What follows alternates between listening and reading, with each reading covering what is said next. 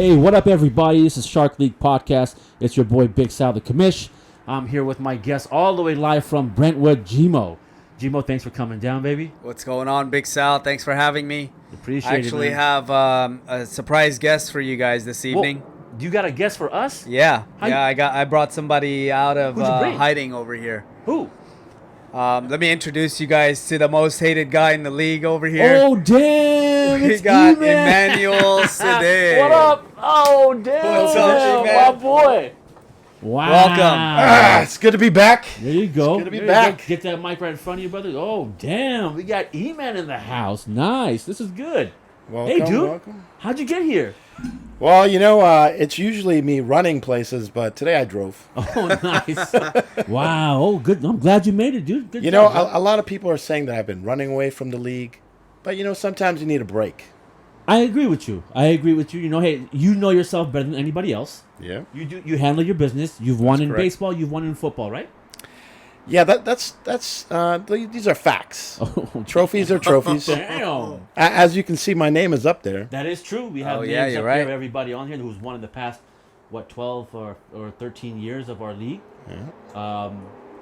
Well, that's good, man. I'm glad you made it. Anyways, so I'm sure you guys saw a couple weeks, the past 3 episodes we've had with our guests here, the smack talk, the fact talk. Yeah. They say, they say that they know more than you, or I'm better than you in the past 3 years. That kind of stuff. Some controversial stuff. You know what I mean? Well, I'm gonna ask you some questions, and I need your guys' straight up answers from this. Okay? We got you. No holding back. No holding back. So, this year coming up, well, are you guys juiced about it? Are you guys excited about Oh, it? yeah. Yeah, it's going to be an exciting year. We got Bob's second year. We're going to have to see Bob. what he does. You know, the first year, I mean, people were giving him players. I mean, I came out and said this. It was easy to make trades, but as you're in this league for more years, you know, people tend to have narratives on people, and so it might be a little difficult for him to make some trades this year. So we got to see what he does. So last year, people were like, "Oh, this guy's new. Let me see what he Yeah. could do with me." But the thing about Bob was, again, like I always said it. After that trade, he geesed on you. He laughed on you, sermon style, But yeah, and it's you know, just from being in the league for many years, it's not good to make enemies in the league. So. And you have a famous saying in our league, "Dog eat dog," bro. So It's dog eat dog, but you rub a trade in somebody's face, and it's going to be very difficult to make Bad a trade business. with that Bad person later business, yep. later in the year That's or right. years later. So that's good, Gmo. You're ready. You know what's up. You're already looking at Bob the way he traded last year. Yeah, And his first year, he went to the finals right he away. did. He did well. Yeah, he did good. He did good. Okay. He did good. All right. E-Man, I know you Yes, have a lot sir. to say. You drove a long way, bro, so let me know. What do you think about this year coming up? What's your plan? What you thinking? You know, the last couple years, I've always been in the playoffs, in the hunt, and something goes wrong that last week. It's been 2 years in a row. I'm on the same boat, bro. The last week, the worst thing that can happen happens. So luck is in this, right?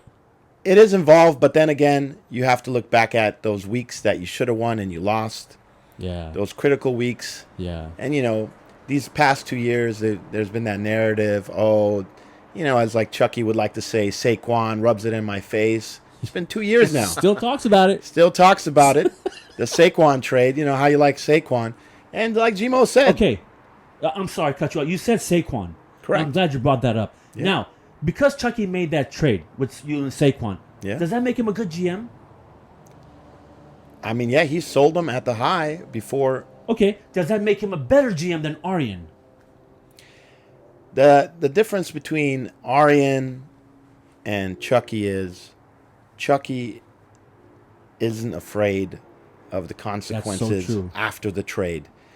Arian, I feel like he thinks he's in the hot seat every year, That's so true, dude. and he manages like he's in the hot seat. Like if he doesn't, I feel like his goal is just to make the playoffs because he feels like if he makes the playoffs, his seat is safe. Secured. Yeah, It's no, secure. that's money, dude. Like some GMs, they make trades not for today or tomorrow. They make trades for the playoffs. To make trades to win a championship. Right. I mean, this Right. is the goal. And sometimes I notice, like even dealing with Arian, you finally come up to a conclusion. You say, "All right, we can make a deal," and it falls Quickly. flat. Yeah, no, that's true, dude. Because And the season goes by fast, so you got to make those moves ahead, you know? Yeah. If you're an 0-2, like Bob said last week, 0-2, 0-4, 1-4, are you panicking? Or like Zaid said, are you going to take your time and see what happens in the next couple games? Zah?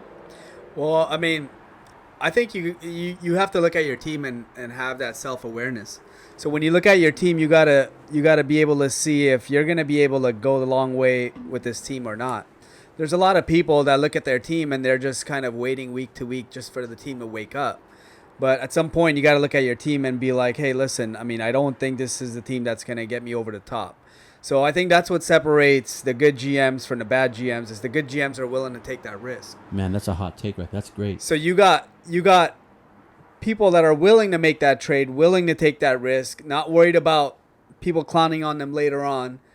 And if it goes good, it goes good. If it doesn't, it doesn't. But you got to be willing to take that risk to get you over the top. Because if you don't take that risk, you're basically going to, you might make the playoffs, but right. you know you don't have that team to get you over the top. And that's exactly what Chucky does, right? Like E-Man said. He's not worried about the geese or whatever. He sees that, but Chucky makes moves like nobody does.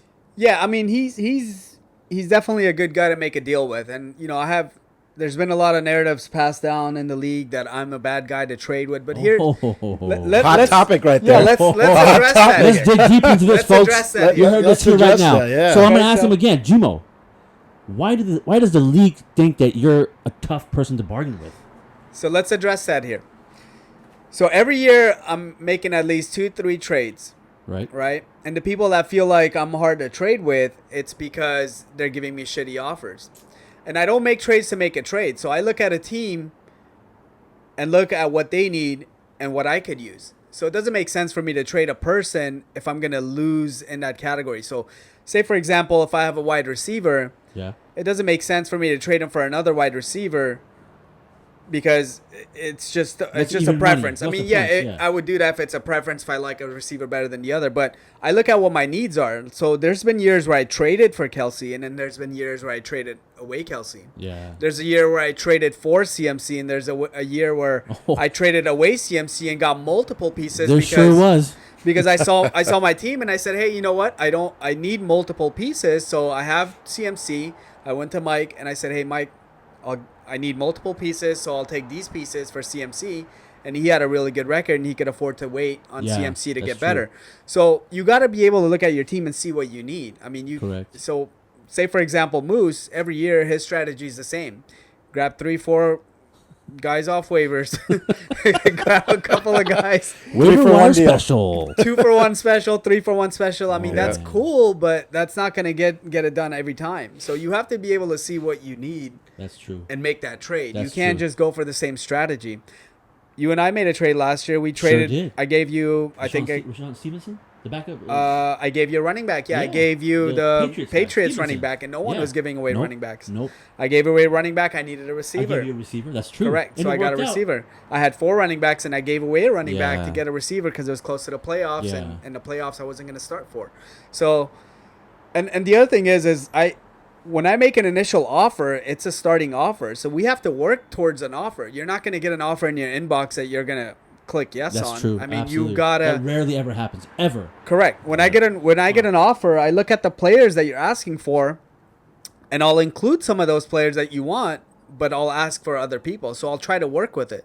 So you got to be able to work with it. If you're just getting an offer and you're like, oh, it's a shitty offer, then you're not going to get anywhere. Nope. So it's a negotiation process. Okay. You got to be able to get an offer, work with that offer, see the players that are coming in, and try to include those players in a counter offer. And then you finally get to a point where both people agree. Damn.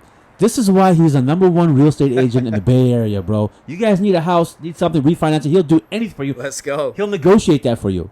He'll make that owner give up his car for you in the house, too. Anyways, okay, that's cool. That's your take on strategies with people here in the league on what to look for in trade. E-Man, what's your thing about trades with people and GMs and certain ways they trade? A lot of people think that I have this so-called blacklist and I don't want to trade with Chucky or I don't want to. That's not the case at all. You have traded with Chucky. Exactly. I'm open to trade with anybody. I'm not really worried about anybody's take on how it worked out for me or for anybody.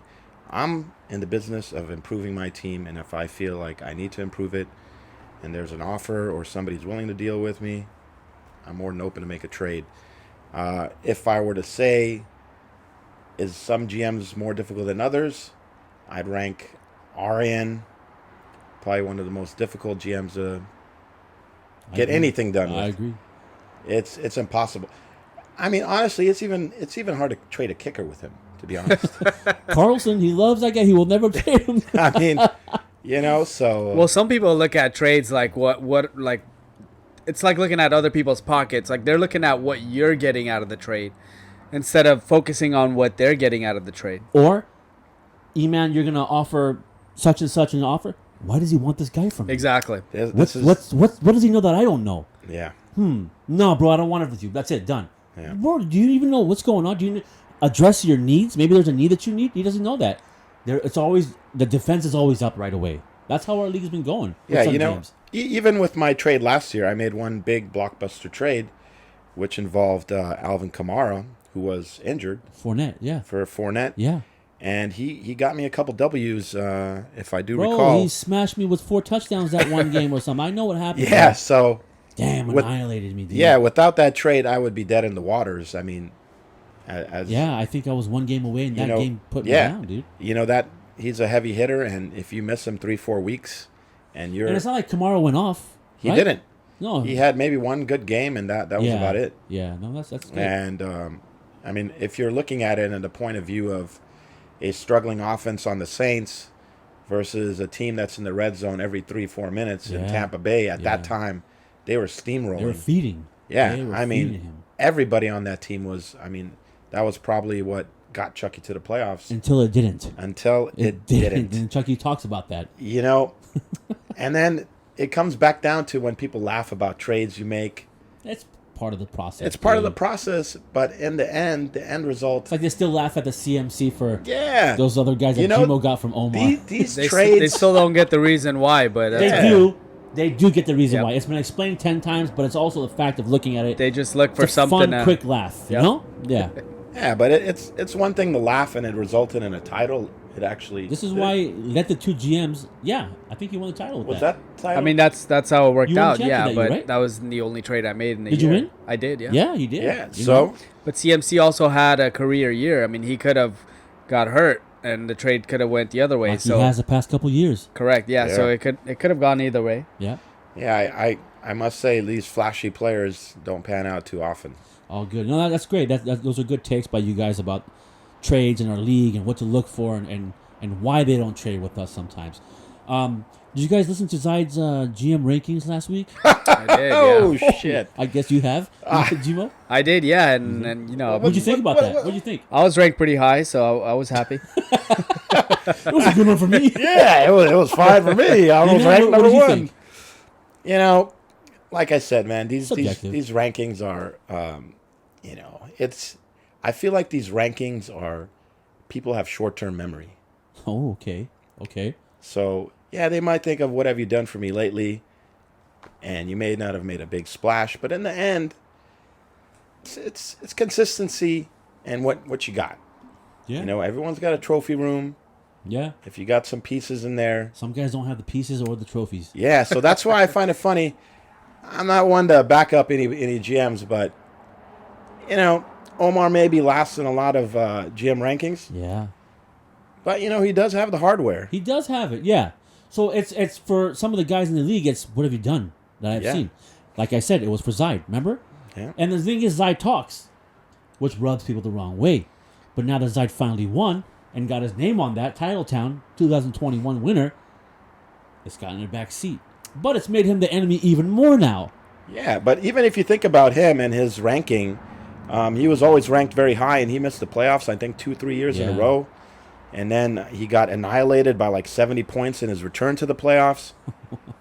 And, this is a guy that was ranked very high in a lot of GM rankings because of the most recent performance. Okay. So that's what it is with the rankings. It doesn't really bother you that much. It doesn't bother me. Because everyone has a different style of ranking, dude. Yeah, in the end, we're all trying to get to number 1. This league is confused, Everyone's trying to get to number 1. That's So, Jimo, you said you're okay with the ranking, yo?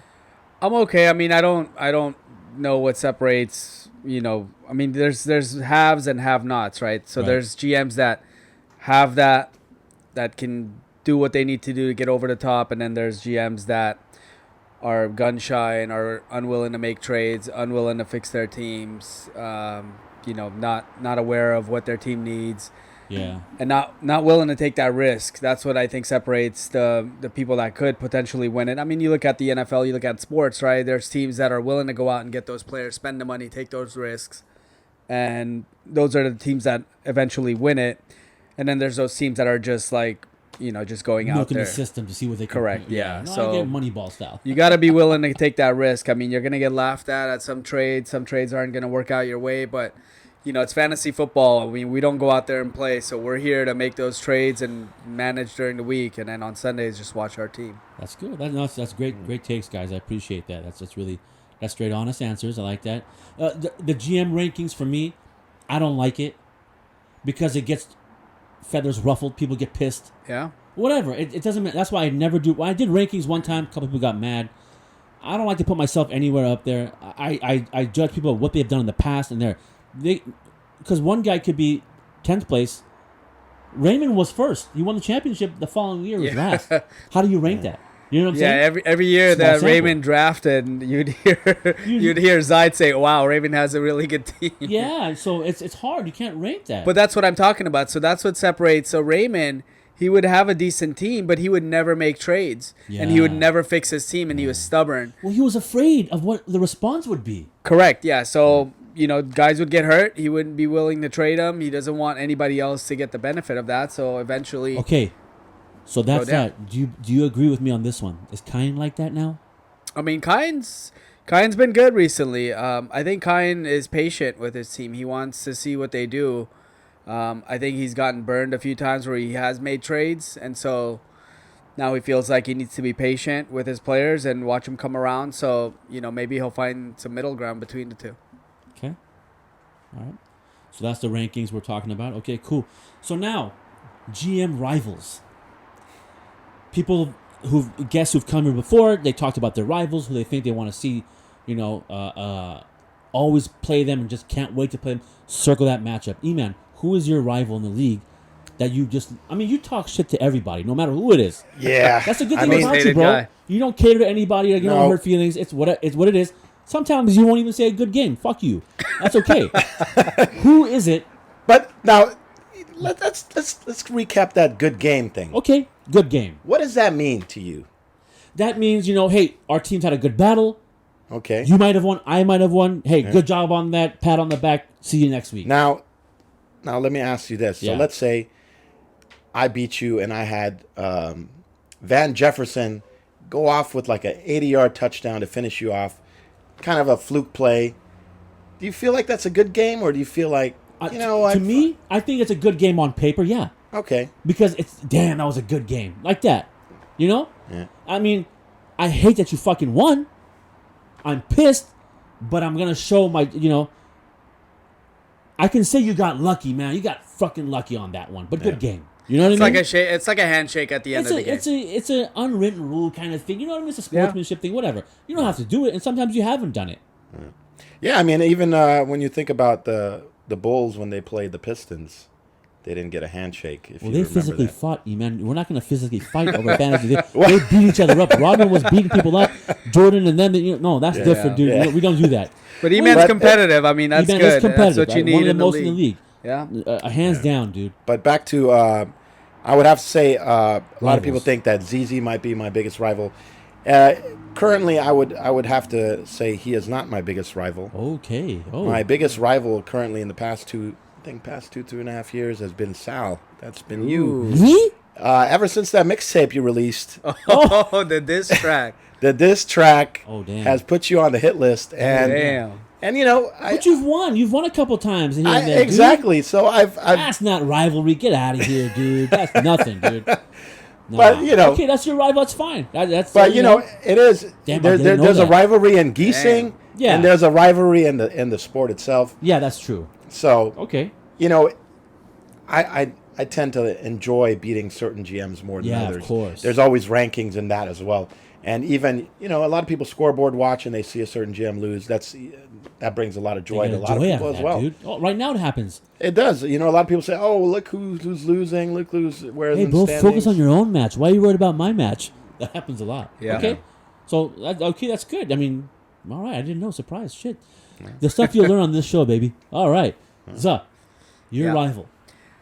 I don't know. I mean, I would like to say Moose just because of our back and forth in the thread. The job wars. The vaccine wars. Our political Oh, boy. ideologies. But, I don't really have a rival. I mean, I go in every week wanting to win. Well, of course, that's everybody's thing. But you just look like, I'm gonna nail this guy, bro. He talks a lot. He's gone. I'm done with him.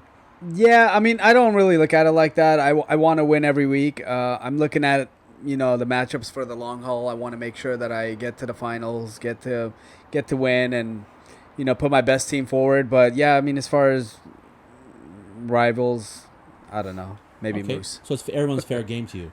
Yeah, It's all that. everybody can get it's it. the win. It's the W's more important than who's in front of you. You ain't tripping about 100%. that. Okay, good. All right, good.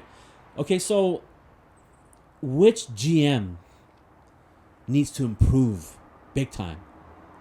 You've been in the past maybe 10, 12 years with us, maybe 13 from the beginning with us. Who do you think, E-Man, needs to improve ASAP? Now, this is a very interesting question because Okay. what does this mean? Does this mean They've been in the bottom. Does does this mean like they have to win a chip, or does this mean they have to make their presence known this year? Trending direction, like trending in the up direction, because like some of us have been hanging around, like I mean, come on, Yeah, I mean, it's been a while, or I gotta say, as much as I'd like to make fun of a certain GM, I gotta give Kyan has the most to prove. I'm not even sure when the last time he made playoffs or what he's done in the playoffs. I think there was research done. It was 2009, from what I heard.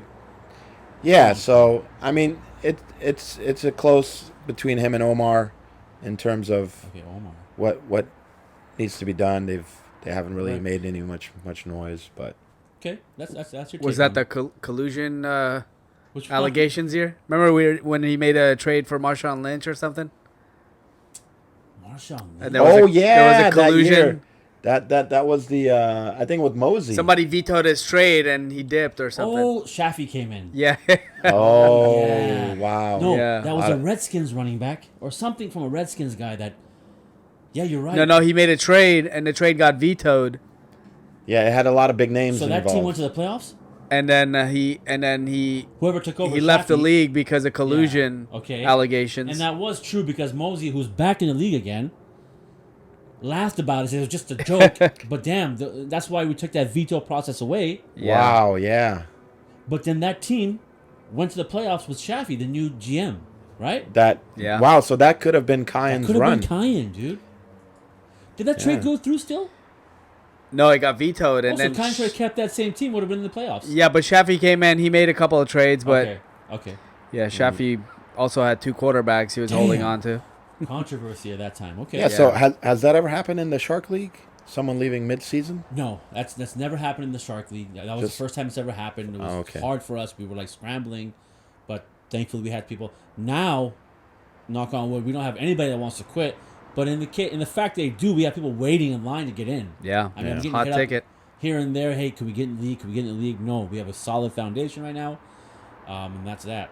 So, did you answer that yet about who you think should be upgrading in the league? Who you think? I think Mosey's back in the league too. And Yeah, I mean Mosey needs to improve, but I think there's some GMs that need to actually change their strategies. You have GMs coming in same strategies year in year out, and they're getting the same results. It's going to be very difficult to draft a team like Zaid did and go make it all the way, and that team that's pans out, right? Especially in football, there's injuries, there's all kinds of things that happen mid-season. So GMs need to be able to make trades and need to be able to correct their teams and change their strategies. They can't go in and do the same thing every year and expect different results. Speaking about that, didn't he start like 0-2? he started 0-2. And he was shopping Debo early on. He did with me. He shopped them to several GMs. AJ Brown or something. Yeah, he offered Debo to me as well, and Debo was a difference maker, bro. And thank God he kept Debo. Otherwise, he'd be in some. Sometimes a trade you don't make, bro. But that's the thing, though. So maybe that helped him out. The fact that no one wants to make a trade with him because they think he's winning the trade. Yeah. Helped him out last year because people didn't accept his Debo trades. Yep. And that ended up allowing him to win. So you can't look at other people. You got to look at what you need and not think that somebody else knows more than you to try to, make that trade. Yeah, no, for sure. That totally makes sense. So the draft is around the corner. We're about maybe 2 weeks away. Couple weeks out, yeah. 2 weeks out, Is there a key player that you're certain on email? Like you want this guy, you have to have this guy on your team. It doesn't matter. You can say because it's going to get bid no matter what. I'm bidding everybody up. You're bidding everybody up? Don't get stuck with something you don't need, dude. Yeah. But I'm honestly, I feel like I've had some weakness in the tight end position. Yeah. And I'm going to... There's only like Kelsey? 3 top tight ends in the Exactly. league. If you don't get those 3 guys, you're in trouble. Yeah. All right. Bidding Kelsey up. Yeah. Noted. Yeah. Let me ask you a question. With 2 big wide receivers and the big question marks at quarterback, do you feel more comfortable putting your money on Debo or Tyreek Hill? I'd go with Debo. Tyreek Hill, I don't know Tua what he's gonna do. Okay. He's not no Patrick Mahomes, and he doesn't have no Travis Kelce down the middle, and he sure as hell doesn't have no Andy Reid on the sideline. That offense is something else, right? Okay. Tua, I don't know yet. I still don't. The book for me is not out on him yet. And then Debo, his contract, if you guys haven't heard, there's running back stuff in there. Incentives. Yeah. If he gets this as a running back, here's this money. If he does this many touchdowns as a running back, here's this money, pot of gold. So it's different, but teams have kind of seen what he's going to do. And then you have Trey Lance behind him. Yeah, that's the question. Do you trust Trey Lance or Tua to get you those? I'd give my thing to a hybrid / running back / wide receiver. Yeah. Who's ranked higher? I'm sure right now. Oh shit, I haven't even checked that, dude. Yeah. I think it helps because the team, the defense, the offensive coordinators, the same one. It's the same team for Debo. Mm-hmm. It's new for him, who's Tyreek Hill. Yep. I'm sure his ADP is higher. Yeah. And they're still Miami. I mean, you're going from Patrick Mahomes to Tua. It's going to be a big drop-off. Yeah. Okay. So that's good stuff right there. So what the ADP and what you're going to do with those 2 guys. So my final thing for you guys is this. What's your message to the league? The 2022 Shark League. He's coming for you. When you get some time away, you get focus. And what do you do with that extra time? You put in some silent work. Oh, damn. That's some James Bond shit right there. So don't be surprised if you see some drafting that you've never seen before. Oh, man. And it's going to be a hybrid of all categories, coming from rookies to vets. Wow. Damn. Okay. Yeah. Gmo, what's your take?